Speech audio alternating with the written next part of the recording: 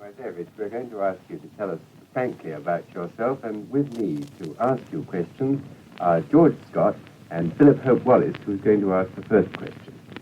Mr. Moiseiwitsch, most people, I imagine, greatly envy you, your position and the career that you've had and are having. But has it, frankly speaking, been fun? Have you enjoyed it on balance?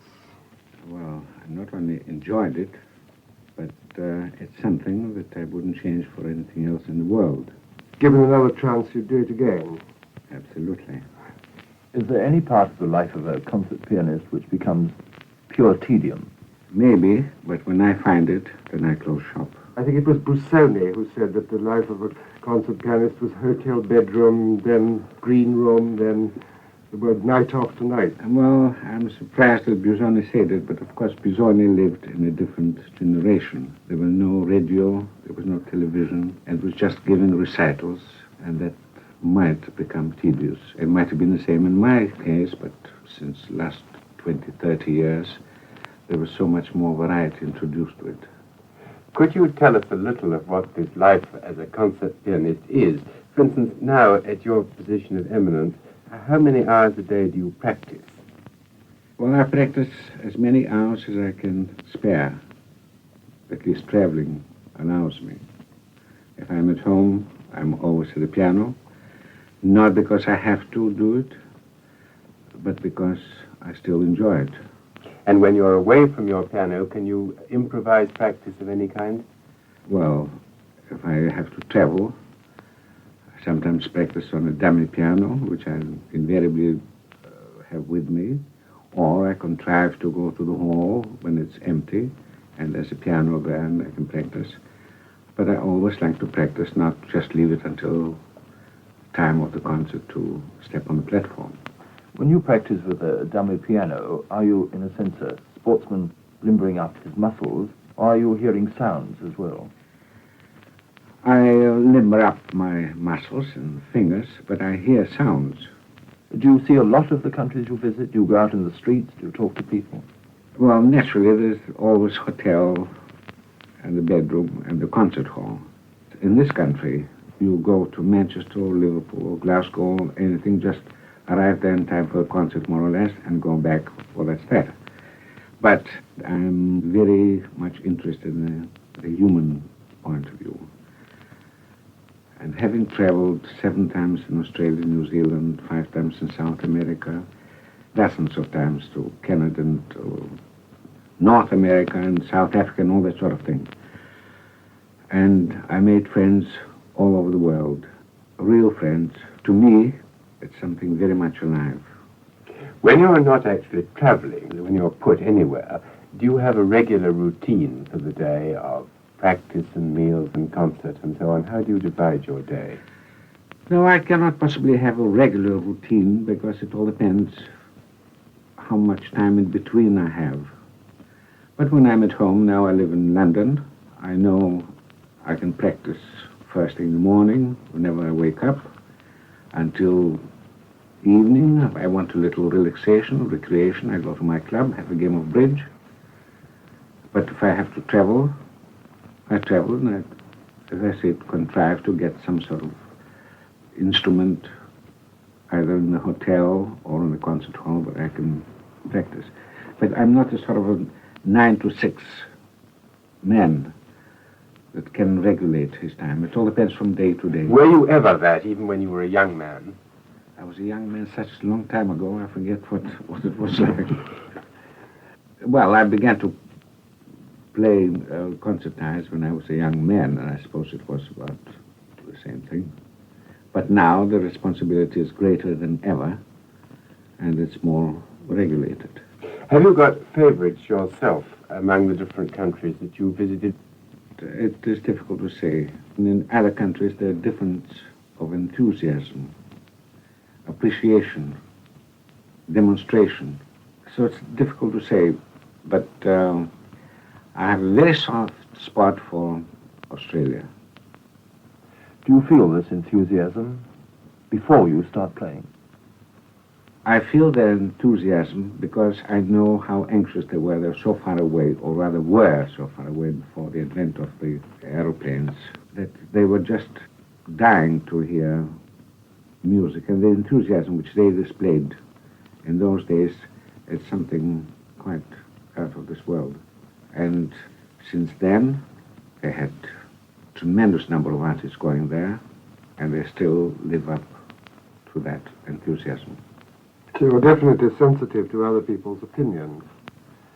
And you would feel if an audience wasn't liking you for any particular reason. No, well, that doesn't depress me at all, whether they like me or not. I don't take it personally. I'm just thinking of a reaction which I have to the audience to whom I'm playing. I can imagine, it may be quite wrongly, that after a recital, after a performance, you meet what may seem to be the usual crowd of people ready to shower compliments upon you, people you've never seen, who offer a hand and so forth. Does this bore you, or do you find it pleasing? No, I always keep an open mind. If somebody says something sensible, I react that way. If something inane or stupid, I just smile gracefully. But it's not just another gathering. They are people, individuals. Yes, but I've got to pick and choose. May I ask about your own tastes in music? Do you ever find yourself playing music for which temporarily you've lost the taste because you have to, more or less, it's expected of you? No, sir. When I get stale, I stop playing that sort of music.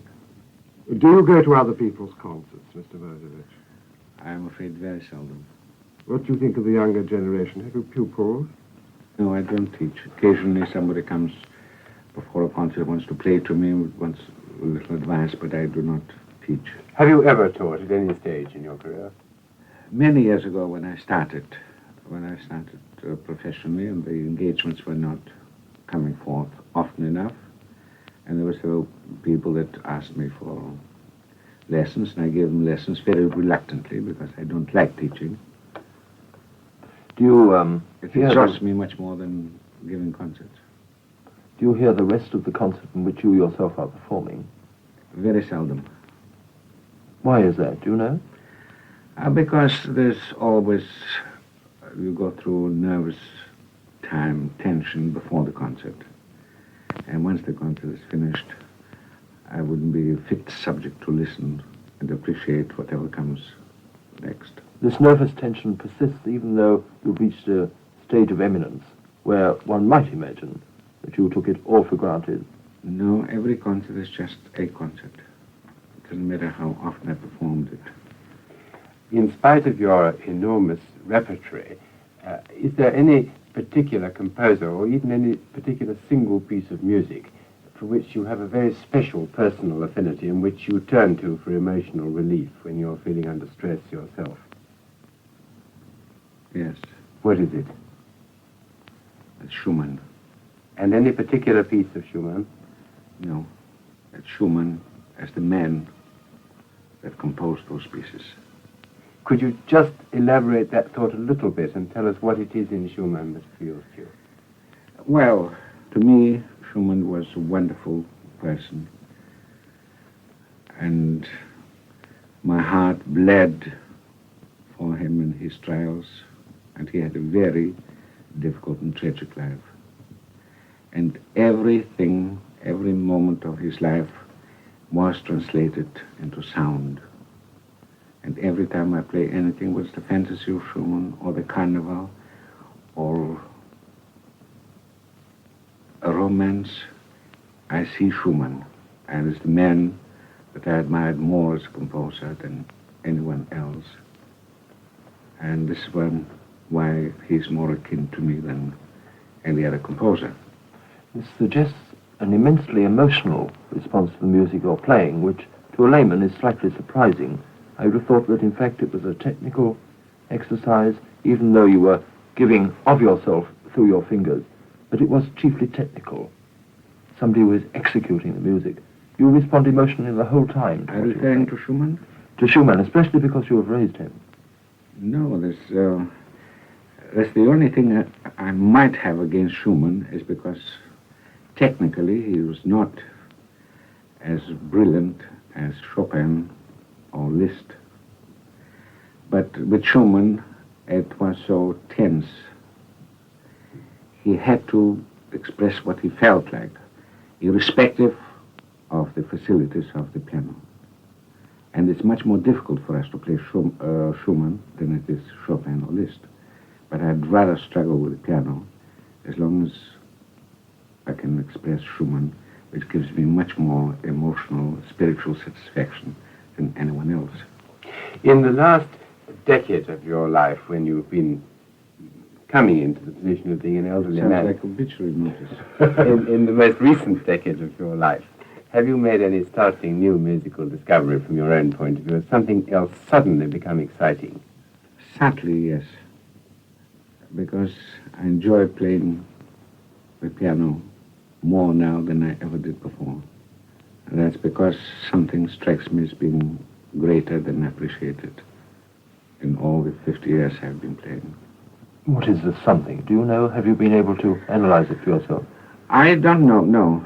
I suppose it's some sort of maturity that crept in, and it gives me more freedom and the feeling of this is the way I feel it, and to hell with everything else, this is the way I'm going to play it, whether the critics like it or not. I mean, I'm not anymore in any sort of straitjacket as one could be, because you don't know when you're wondering, is this right or is this wrong? And I must confess that I was sincere and in many ways possibly brave, but just at the moment I feel I can just do what I like, as long as I know it is not in bad taste. I never try to distort music, call it individualism or what you will. But it gives me a certain freedom, and I revel in it and I enjoy it. Do you collect gramophone records? No. So you do not listen on record to the other great pianists of the day? Well, I have only recordings of friends of mine like Rachmaninoff and Heifetz and one or two others. Would you say that the standard of technique has gone up rather than down? Would you say that the best of the modern pianists are at least as good or even possibly better than some of the giants of the past? Well, I'm afraid the standard of technique has gone up, which is a pity, because that is at a very great expense. But the giants will still loom large. It doesn't matter. It's alarming. I hear sometimes on the radio or the gramophone record by youngsters with terrific technique, which is wonderful in its way. But what they miss is a different story. If they're not encouraged too much, they might come to a certain level and then find themselves and then use this technique in good stead. But if they're encouraged because they say there's phenomenal technique and so on, and they still try and play faster and louder, then it's a lost cause. But then you were a prodigy yourself as a child, surely, Moiseiwitsch. When you were playing at 9 years old, before you went to Leschetizky and so on, you had a technique which exceeded your expressive powers, didn't you? I don't know. I never really strived to get a phenomenal technique. It does not interest me. But Leschetizky, since you mentioned his name, he opened my eyes. He is supposed to have been the greatest teacher for technique, which is all wrong. With him it was color, and he tried to instill musicianship into the artist, into his pupils. But technique, naturally, you have to have a certain technique as a means to an end, and that he kept on emphasizing. Now, with all my respect and admiration for Horowitz, I blame him for it. Because since he came, and it was in something, a hurricane, and everybody started to emulate him. But Horowitz is a great artist, he's a great musician, but there are so many teachers and pianists that they try to say, oh, I can play this as fast as Horowitz, and as loudly, and they do, but that's all there is to it. Naturally, there are a few exceptions, and these exceptions will eventually emerge as good or great pianists. What does it mean when you are called an infant prodigy. Does this mean that at a fantastically early age you were able to play instinctively upon the piano, or that you were trained from the age of 2? What does it mean? I don't know. I'm a little bit vague myself. But you were playing at the age of 9. I was playing at the age of 6:30. And, we were a large family, and only my sister was playing the piano, and I had 6 brothers and 2 sisters. And for my sins, I was the only one that always used to stay next to the piano and watch her playing. And the family decided there's something in it. And they started putting me to, had some lessons, and I went to school in Odessa, and I hated it. I hated to practice. But in spite of myself, I couldn't help making certain progress, which led me to the broadcasting house tonight. Okay, so if you hated practice at that time, who made you do it? My parents. Who were artistic, in fact? Part of the Music lovers. music lovers, but Yes. not very executive musicians No, themselves. no. At all. But all living in a fairly musical world. I imagine Odessa at that time was Yes, Odessa is rather extraordinary in that sense. cradle of much Russian talent. It's surprising because now people like Oistrach, Gilels, Milstein, Misha Elman, God knows how many, but about a dozen internationally known musicians come from Odessa. Yes. Just give us a brief picture of what your family background at that time was. Were your parents prosperous people, for instance? No, they were not. My father was a timber merchant. He used to travel around the wilds of Russian forests buying timber. And I believe one of my grandfathers or something was a Jewish cantor, which I've never met. But that's the only musical background I can... But I imagine much of the artistic life was in the hands of the Jews, as it always is. I mean, was it especially so in Odessa? Yes. Because the people that you've mentioned, I think, are nearly all of the Jewish race. I think so. I'm not quite sure about Gilels, but no, certainly Oistrach and Misha Elman and Milstein. If you hated, as you say, practicing so much, did you feel a sense of frustration, resentment, when in fact you were sent to a very great teacher in Vienna to go on practicing, become a greater pianist? Ah, no, that's a different story. I'm talking about Odessa. Yes. It's because I was a very mischievous boy at school, and I had to do everything, all the school routine, and apart from the piano. Piano was the principal because it was the music sort of conservatory in Odessa. I was forced to practice, and I practiced and I cheated. As soon as my father went to sleep while listening to my practicing, I used to sneak out. But in spite of that, I couldn't help making, in all modesty, I'd say phenomenal success, because I made records there. Instead of being 3 years in the lower grade, 3 years in the middle grade, I was 2 years in the lower grade, 2 years in the middle grade, and then went to the top, who was a very good teacher, pupil of Liszt and Liszt-Titsky. But I still hated practicing. I did not take any interest, and I would like to tell you a little story in connection with this. There was a prize called the Rubinstein Prize, which only one pupil can keep as long as he or she keeps it. It doesn't change yearly. If she or he dies or leaves the school, then somebody else has to get it. Well, it's quite an important thing because it's a government as well as the school concern. And there's always articles in the paper saying next month it's going to be decided who's going to win the Rubinstein Prize. Well, there's lots of commotion amongst the pupils and so on. And eventually the day of the announcement arrived. And I was in the school playing about. And then the professor, the director of the school, came to me and said, "You were awarded the Rubinstein Prize." I was 9 then. I said, "Oh, Thank you. They said, aren't you surprised? I said, no. I wasn't boasting, but I didn't expect it, and since I got it, well, I got it. However, late that afternoon, I came home and spent afternoon and evening, usual time.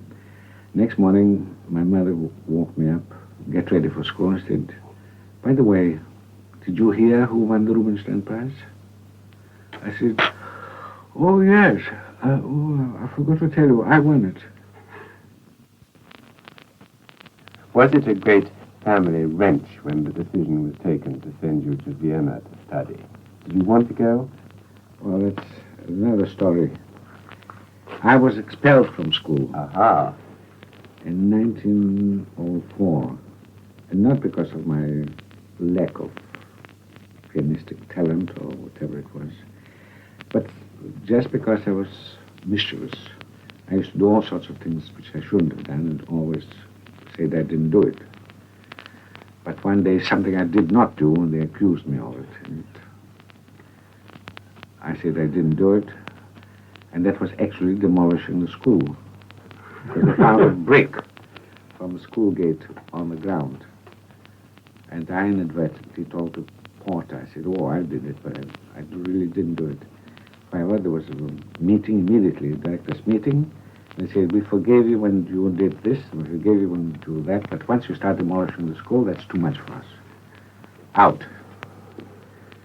Actually, I think it was a 3-month sentence to be absent from the school. But meanwhile, my parents got panicky and they wrote to my brother who lived in London and told him about this calamity, and they immediately said, bring him to London, we'll see what we can do. And so I went with my mother to London. And in all admiration, I must say that I went to play to the head of the Guildhall School of Music, Dr. Cummings. And as soon as I finished playing, he said, there are no teachers for you in this country. And I strongly advise you to go to Lishtitsky. And I went to write myself. And he did, and I went to Lishtitsky. That's so interesting. Well, I said it was so admirable, the old man, because as a rule, I mean, they like to get hold if they see a talent, and then afterwards boast he's a pupil of the Guildhall, the Royal Academy, whatever it was. But he was honest enough and sincere. And with Lishtitsky, it was a different story. Once I started playing, studying with him, then it was an eye-opener. And then I didn't break down any buildings, but I studied 8 hours a day, and every moment of my stay in Vienna, 2.5 years, it was just wonderful. Now let's forget about music just for the moment. How do you relax when you're not thinking about music? Oh, having a nice dinner at the broadcasting house and discussing. Any more exotic pleasures than that? Exotic? No, I like a game of bridge or a game of poker or occasional game of golf. Do you find cards a particularly satisfying form of relaxation? To me it is. Do you know why? No, except that it is a relaxation. I don't play cards to win or to lose, but it's in friendly company. You play both for money? Oh, yes. Small stakes I or don't do large? anything except for money. No, I don't like to gamble. I wouldn't belong to any bridge club or any poker club. But it's because of the friends I meet, that I play with. I frivol, I play foolishly. I probably would have been a much richer man if I hadn't played foolishly, but I treat it as a relaxation. Why do you play golf? Is it as a physical relaxation away from piano and so forth? Yes. I hate walking just for no reason at all. And I used to live in the country next to a golf course, and I used to enjoy it very much. If your unrealized ambitions, would there have been something else you'd like to have been? I couldn't think of doing anything else. And there isn't somebody else that you feel you'd like to have been if you had the chance of wishing yourself into somebody else's? No. I'm reluctant to say I had a full life. And the fact that I have been before the public for 50 years is very gratifying, and I thank Providence for having endowed me with certain powers to pursue my profession. But in itself, I don't think it is an achievement as far as I'm concerned. But I would like to express my deep gratitude to the people that supported me, that's my audience in this country, for the last 50 years, and sustained me and enabled me to be before the public and still enjoy it. Apart from any financial reward, because, that is the least, after all, with these present income tax people. They get the checks and they just give me a little pocket money to play with. But it's the life which they enabled me to live, as I said, traveling all over the world. And that's what I call a full life, meeting people, making friends everywhere. And for this, I'm grateful to the public. Has there been no disappointment? No. If there had been any, I would only blame myself. No regrets? On the contrary, just gratitude. Could you tell us a little more, perhaps, about this business of meeting people? Now, do you make friends easily? I make friends easily, or friends meet me easily. I don't know, it's a question of approach and acceptance. Do you find that you have much in common with your friends? Are they mostly musical people or very mixed? It makes no difference. I'm not fussy about musical people. I'm a little bit afraid of musical people. But if they happen to be musical and still nice, which is very seldom, all the better. But no, I'm just talking from the human point of view. Do you need friends very much? The life of a musician, one imagines, to be very lonely despite the great crowds who may come to hear you and applaud you. Well, I can't say I need friends because I have friends. I'm not short of friends. And it is a fact, I always get letters from all over the world, from friends that I might have met casually, but once we made friends, we are friends. But now, when you're actually traveling, for instance, are you not lonely, or do you have companions with you? Sometimes I travel, even if I travel alone, I don't travel alone for long.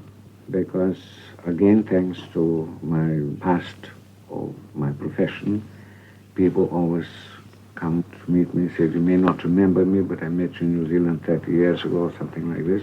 There might be people that mean nothing to me, and I gracefully disregard them. But this is something that keeps me nice and warm. Don't you have any antisocial instincts from time to time? Any criminal tendencies or anything like this? Ah, yes, I have criminal tendencies, but I wouldn't tell you about them. Do you, on the whole, keep them under control? At the moment. No demolition going on.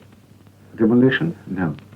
Despite your eminence, are there any times when the formalities of travel weary you? Are you always recognized when you go into a port so that the way is made easy for you? Well, I'll tell you one or two short stories when I was recognized. One was during the war. I traveled on a journey somewhere from Truro. And this is not a journey which I generally make for concerts, because you go to Glasgow, Liverpool, Manchester, sleeping attendants used to know me. But this one was rather unusual. And I was coming during the war, a sleeper, from Truro to London. I wanted to tell the porter to call me at a certain time. I rang the bell, nothing happened, so I went to see him, and I came to his cubicle. There were a couple of young, looked like Nordic gentlemen. During the war might have been Norwegian airmen. And he was sweating, wiping his brow, because they spoke very broken English, and he had to pronounce every syllable to make himself understood. And so I left him. And when I saw him pass my cabin, then I made another try, and I saw a little old woman go to his cabin, so I thought, well, let her speak first. And I went near, and she was fighting with her English. And she was very anxious that he should let her out in London, not go any further. So he promised, and then she went away, and I looked at him, and was still wiping his brow, and I said, you seem to have a very queer cargo on board. He said, look at it, I ask you. And there was the list of the passengers, and my name was on top. So I said, well, the one on top is enough to give anybody a headache. He said, no, he's all right. He's the famous violinist. All the time we've been asking you questions, you've been completely composed and courteous. Now, does anything in life really make you explode with anger? I don't know. I seldom lose my temper. Maybe a little biting, but I think I control myself. What are the things that do provoke you most? I mean, stupidities or cruelties? Oh, cruelties I would hate, but stupidities very often amuse me. If they're just stupid, I mean, I may be sorry, may commiserate with my victim, but I wouldn't take any objection.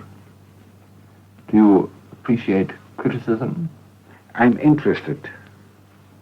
If I have a criticism which is glowing, which is very seldom happens, I don't believe it.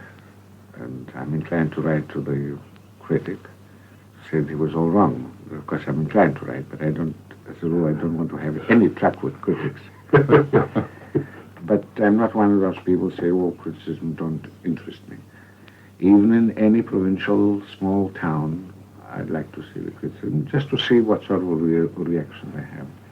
If they coincide with mine, it is all right. If they don't, I'll just leave it at that. I know more or less what I can do and what I cannot do, and what I have done and didn't do. And I'm the only one that's responsible. You've expressed a sense of gratitude and no regrets. Is there anything which remains with you which makes you frightened? I mean, are you frightened ultimately of death? No, frightened is the wrong word. It's only a question of the nature of death that makes me wonder. I'm possibly a little nervous, but I know death is inevitable. But which way you'll get there? And I may have preferences, but may be wrong.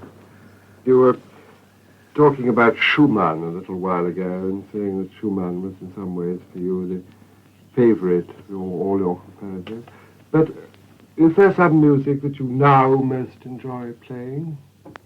No, I put Schumann very much above Chopin. But when I play Chopin, study and practice Chopin, I revel in him as much. What about Delius? The Delius Concerto. Oh, I'm glad you mentioned the Delius Concerto. I've been playing it on and off for the last 30 or 40 years. And always loved it. But I've sort of played it every 4 years or every 5 years. And this time I was never so enthusiastic. It gives me such tremendous emotional kick. And I felt like shouting from housetops that everybody must listen. And I'm annoyed that they do not have the Delius Concerto at least once a year. They have to wait when he's 25 years dead. And now it's supposed to wait for another 25 years before they play it again. It's one of the most beautiful modern piano concertos. The wealth of color, the wealth of emotion, poetry. I don't know of any modern work. And I told the same thing to my friends Rachmaninoff and Metna. And they were surprised because they did not know the concerto. But just now, I'm much more in it than ever before. It's an English work, and I'm ashamed that in England it is not played more than every 4 or 5 years. In America, my recordings have been a tremendous success. I try to play it there, but of course, to them, it's still an English work and has no money value. But here it should be neglected. That is a crying shame.